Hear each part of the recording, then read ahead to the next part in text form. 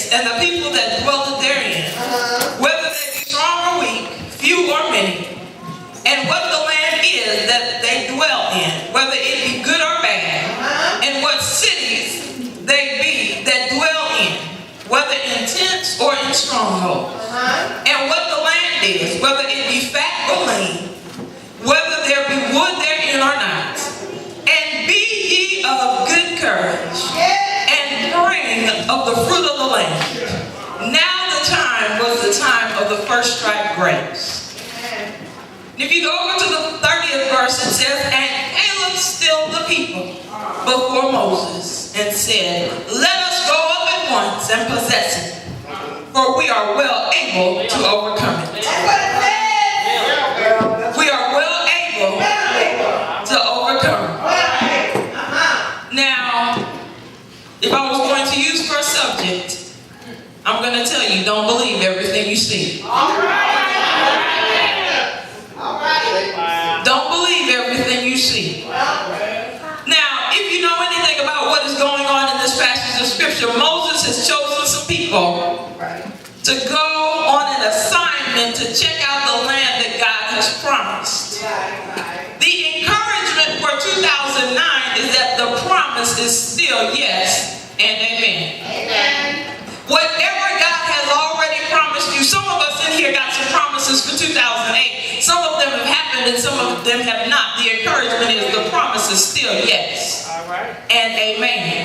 Because see, if you get confused and get caught up by what you see, you will begin to believe what you see as opposed to believing what you know. Now, the instruction that Moses gave to them was go check out the land. You have to understand, when you are assigned a task, God is going to give you some things to do that you are not familiar with.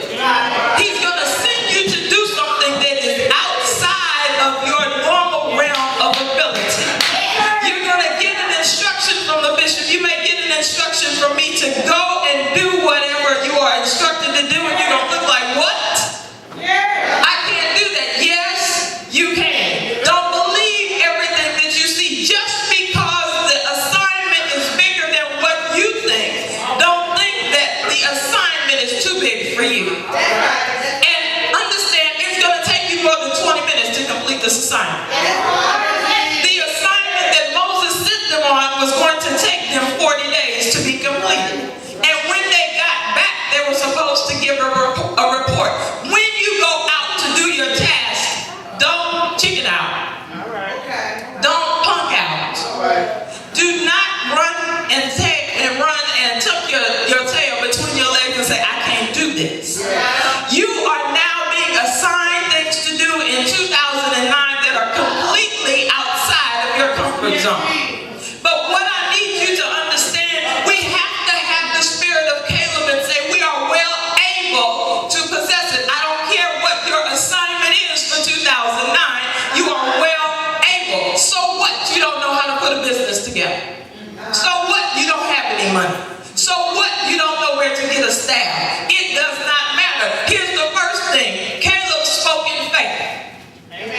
We are well able to possess. He went and looked and he saw there's a great big land and it's got giants in it and it's got all sorts of stuff in it. And see, when you send out 12 people, amazingly, 10 of them came back with the report, we can't get this done. We must take on the spirit of Caleb. I don't care what you think. I don't care what you say in the pew next to me. We are well able to possess it because I can speak in faith. The Bible said that my God shall supply all my need according to his riches in glory. So what does that mean for us in 2008 as we move into 2009? It is time for us to speak in faith and stop speaking in fear. It doesn't matter. Why do you continue to repeat what other people keep saying you can't do when the scripture said I can do all things through Christ who strengthens me? Here's the next thing. We must come into agreement with God.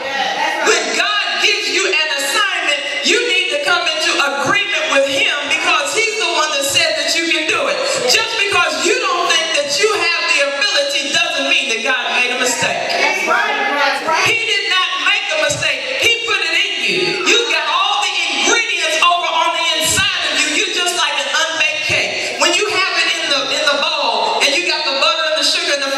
beat it all up together.